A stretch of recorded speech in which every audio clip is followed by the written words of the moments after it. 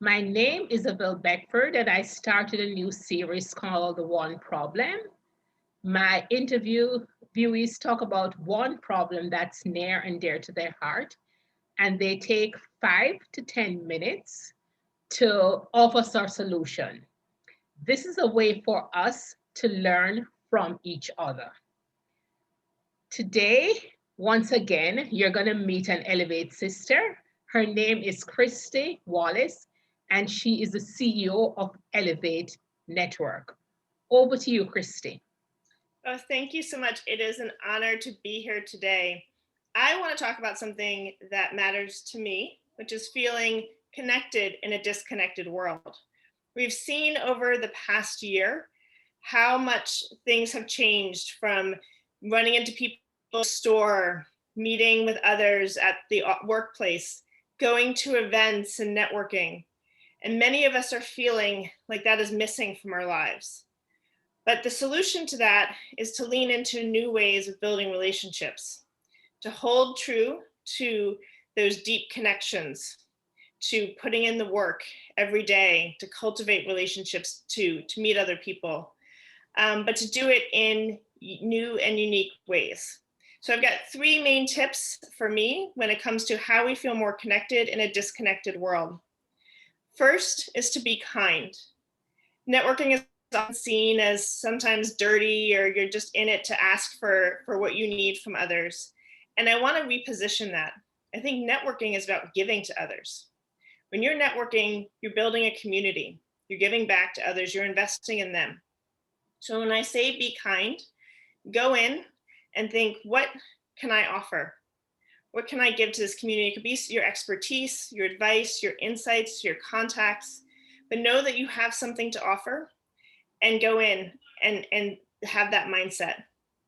But I would also say to know what your ask is. We don't all have to be superheroes. We oftentimes need help.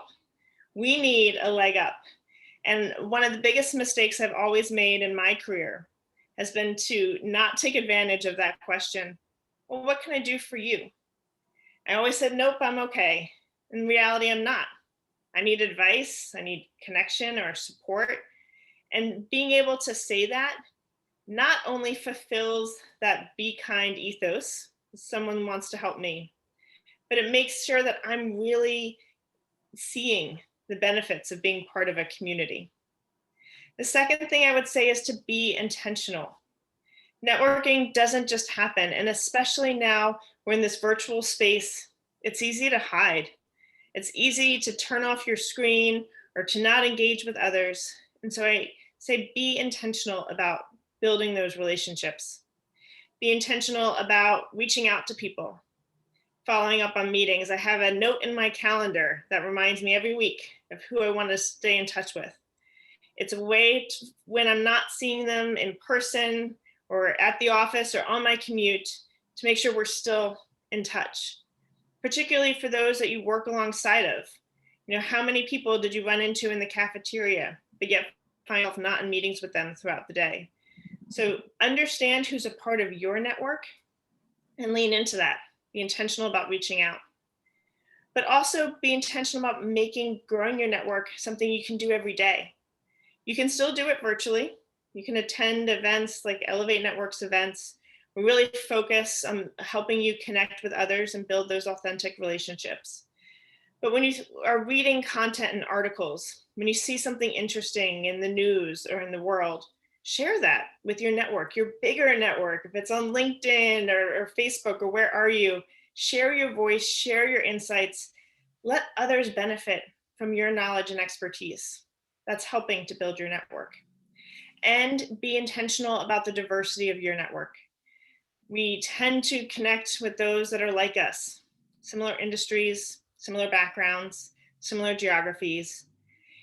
Feeling connected in this virtual space is creating such a wealth of opportunity. You can spend your morning with those in Dubai and your afternoon with those in London, your evening with people from all over the world, different industries, different functions, different ideas, different backgrounds and identities.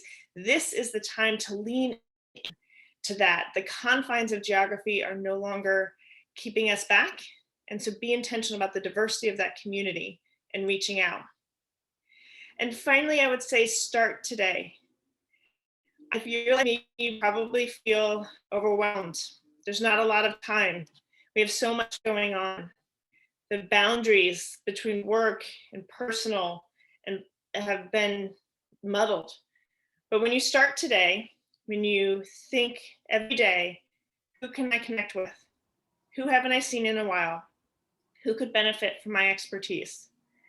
When you commit to attending one virtual event or making one outreach, then you start to see the exponential impact of starting today and taking action every single day.